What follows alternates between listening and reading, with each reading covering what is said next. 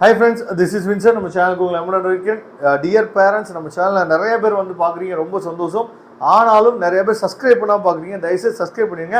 இன்னும் ரொம்ப முக்கியமான விஷயம் என்னன்னா, வாட்ஸ்அப் குரூப்பில் நீங்கள் ஜாயின் பண்ண மாட்டீங்க. வாட்ஸ்அப் குரூப்பில் நீங்கள் ஜாயின் பண்ணிட்டீங்கன்னா அதர் ஸ்டேட்ஸை பற்றின இன்னும் நிறைய அப்டேட் வந்து உங்களுக்கு கொடுக்கறதுக்கு நம்ம ரெடியாக இருக்கிறோம். சரியா? ஓகே. நிறைய பேர் நமக்கு கால் பண்ணீங்க, அதாவது நாளைக்கு ரேங்க் லிஸ்ட் வரப்போகுது அப்படின்னு சொல்லிட்டு நிறைய பேர் கால் பண்ணீங்க. சரியா? அது எந்த அளவுக்கு உண்மையாக இருக்கும்ங்கிறது வந்து பார்த்தீங்க அப்படின்னா நமக்கு தெரியல. ரேங்க் லிஸ்ட் நாளைக்கு வந்துச்சு அப்படின்னா ரொம்ப சந்தோஷம். சப்போஸ் நாளைக்கு ரேங்க் லிஸ்ட் வந்துச்சு அப்படின்னா நாம என்ன பண்ணணும் அப்படிங்கிறத பற்றி தான் இப்போ பேச போகிறோம். அதுக்கு ரொம்ப முக்கியமாக நமக்கு ஒரு அப்டேட் வந்து வந்திருக்கு. என்னன்னு சொல்லி பார்த்தீங்கன்னா, அஃபிஷியல் வெப்சைட் பார்த்தீங்கன்னா தெரியும். அதாவது இந்த பிடபிள்யூடியோட எலிஜிபிலிட்டி சர்டிஃபிகேட்ஸை நமக்கு வந்து சப்மிட் பண்ணுறதுக்கு டேட் வந்து எக்ஸ்டெண்ட் பண்ணியிருக்காங்க. Extended date for PWD candidates வந்து பார்த்தீங்கன்னா 11/8/2026 வரைக்கும் நமக்கு டேட் வந்து எக்ஸ்டெண்ட் பண்ணியிருக்காங்க. ஆனால் ஒருவேளை நாளைக்கு ரேங்க் லிஸ்ட் வந்துச்சு அப்படின்னா இந்த டேட்டை எதுக்கு எக்ஸ்டெண்ட் பண்ணி கொடுத்தாங்கன்னு தெரியல. ஒருவேளை நாளைக்கு ரேங்க் லிஸ்ட் வந்துச்சு அப்படின்னா ரொம்ப சந்தோஷம் தான். சரியா? ஏன்னா ரொம்ப நாளாக நம்ம வெயிட் பண்ணியிருக்கோம்.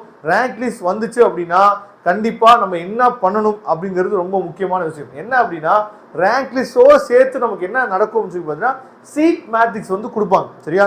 அந்த சீட் மேட்ரிக்ஸில் லாஸ்ட் இயர் இந்த கவர்மெண்ட் வந்து என்ன பண்ணாங்க அப்படின்னா, ஓசிக்கு எவ்வளோ சீட்டு, பிசிக்கு எவ்வளோ சீட்டு, சரியா, எம்பிசிக்கு எவ்வளோ சீட்டு, அதே மாதிரி எஸ்சி எஸ்சிஏக்கு எஸ்டிக்கு வந்து எவ்வளோ சீட்டுன்னு சொல்லி நமக்கு வந்து செப்பரேட்டாக கொடுத்தாங்க. ஆனால் இப்போ அந்த மாதிரி செப்பரேட்டாக கொடுத்தாங்க அப்படின்னா ஈஸியாக உங்களால் எனக்கு கிடைக்கும் கிடைக்காது அப்படின்னு சொல்லி ஈஸியாக உங்களால் ஃபைண்ட் அவுட் பண்ணிட முடியும். அது எப்படி நம்ம வந்து ஃபைண்ட் பண்ணலாம்னு சொல்லி பார்த்தீங்கன்னா, இப்போ ஃபார் எக்ஸாம்பிள் நம்ம என்ன பண்ணலாம்னு சொல்லி பார்த்தீங்கன்னா, இப்போ உங்களுக்கு வந்து உங்களோட ரேங்க் வந்து இப்போ நீங்கள் வந்து பிசியில் இருக்கீங்க. சரியா? உங்களோட ரேங்க், உங்களோட கம்யூனிட்டி ரேங்க் தான் ரொம்ப முக்கியம். சரியா? உங்களோட கம்யூனிட்டி ரேங்க் வந்து ஒரு 1001 இருக்குன்னு வச்சுக்கோ. உங்களோட கம்யூனிட்டி ரேங்க் வந்து நீங்கள் 1001 ரேங்க்ல இருக்கீங்க. ஓகேவா? இப்போ நமக்கு சீட் மேட்ரிக்ஸ்ல என்ன கொடுத்துருப்பாங்கன்னு சொல்லி பார்த்தீங்கன்னா, ஓவராலா எல்லா காலேஜுக்கும் மொத்தம் 36 கவர்மெண்ட் காலேஜ் இருக்குல்ல, இந்த 36 கவர்மெண்ட் காலேஜுக்கும் பிசிக்கு எவ்வளோ சீட்ஸ் வந்து இருக்குன்னு சொல்லி கொடுத்துருப்பாங்க. சரியா? இப்போ நான் இது எல்லாமே அனுமானத்தை சொல்றேன். ஏன்னா இப்போ என்ன பண்ணியிருக்காங்கன்னா, ஒரு 3 காலேஜ் சீட்ஸ் வந்து இன்க்ரீஸ் பண்ணியிருக்காங்க. அப்போ அது வந்து கம்யூனிட்டி வைஸ் பிரியும் போது எவ்வளோ சீட்ஸ் ஆட் ஆகும் தெரியாது.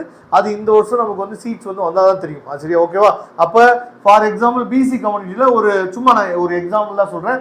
ஒரு 900 சீட் வந்து இருக்குன்னு வச்சுக்கோங்க. சரியா? அப்போ நீங்கள் வந்து 1001வது பிளேஸில் இருக்கீங்க கம்யூனிட்டியில். அப்போ நீங்கள் 900 சீட் தான் கவர்மெண்ட் காலேஜ் இருக்குது அப்படின்னா, எனக்கு கவர்மெண்ட் காலேஜ் கிடைக்குமா கிடைக்காதுன்னு கேட்டிங்க அப்படின்னா நீங்கள் என்ன சொல்லுவீங்க? கிடைக்காதுன்னு சொல்லுவீங்க. ஆனால் நாங்கள் என்ன சொல்லுவோம்னு சொல்லி பார்த்தா கிடைக்கும். ஏன் கிடைக்கும்னு சொல்லி பார்த்தீங்கன்னா, அதாவது ஓசி கம்யூனிட்டியில் என்ன பண்ணியிருப்பாங்கன்னு சொல்லி பார்த்தீங்கன்னா, அதில் ஒரு 1600 சீட் கொடுத்துருப்பாங்க. இந்த 1200 சீட் இருக்கு, இது ஒரு பக்கம்.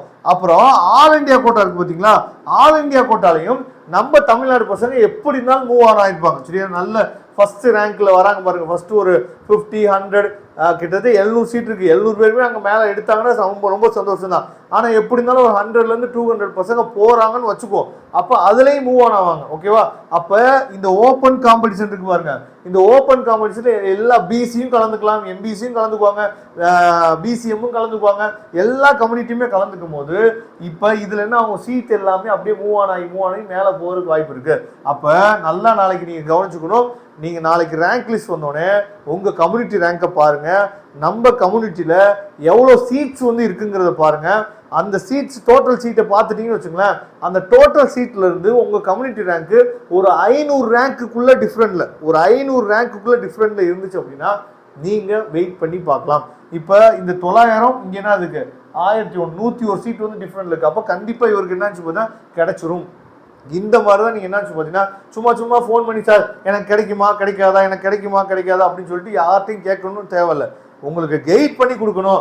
நான் வந்து உங்களோட கைட்லைன்ஸை நான் ஏற்றுக்கிறேன் சார், எனக்கு சாய்ஸ் ஃபில்லிங் போட்டு கொடுங்க சார், நான் சாய்ஸ் ஃபில்லிங் நான் வந்து 4 ரவுண்டு நீங்கள் பார்த்துங்க சார் அப்படின்னா மட்டும் நம்மளுக்கு தொடர்பு கொள்ளுங்க. இந்த மாதிரி கிடைக்குமா கிடைக்காதான்னு சொல்லி நானே உங்களுக்கு சொல்லி கொடுத்துட்டேன். சரியா? கிடைக்குமா கிடைக்காதான்னு சொல்லி நீங்களே பார்த்துக்கலாம். ஓகேவா? அப்போ நாளைக்கு ரேங்க் லிஸ்ட் வந்துச்சு அப்படின்னா இந்த விஷயத்தை நீங்கள் பார்த்துட்டீங்க அப்படின்னா யாருக்குமே நீங்கள் ஃபோன் பண்ண தேவையில்ல. இன்னமும் நான் சொல்கிறேன், சாய்ஸ் ஃபில்லிங் கூட யாரும் ஹெல்ப் தேவையில்ல.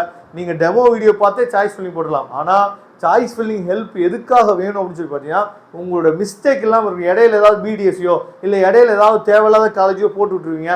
அப்படியெல்லாம் போட்டு விட்டுட்டீங்க அப்படின்னா அது பெரிய மிஸ்டேக்காக அமைஞ்சிடும். அதனால தான் சொல்கிறது சாய்ஸ் ஃபில்லிங்க்கு ஒரு ஆள் தேவைப்படும் அப்படின்னு சொல்லி. ஓகேவா? அதுவுமே தேவைப்படாது அப்படின்னா நீங்கள் டெமோ வீடியோ பாருங்கள், பார்த்துட்டு சாய்ஸ் ஃபில்லிங் போடுங்க, ரொம்ப சந்தோஷம் தான். ஓகேவா? அதனால நாளைக்கு ரேங்க் லிஸ்ட் வந்துச்சுன்னா இந்த விஷயத்தை நீங்கள் பண்ணுங்கள். கண்டிப்பாக நீங்கள் என்ன பண்ணலாம் பார்த்தீங்கன்னா தெரிஞ்சுக்கலாம், கிடைக்குமா கிடைக்காதா அப்படிங்கிற அப்டேட்டை. Okay, thank you. நம்ம நெக்ஸ்ட் வீடியோ பார்க்கலாம். அதுவரை உணர்ந்து விடைபெறுவது உங்கள் நண்பர் வின்சென்ட். தேங்க்யூ.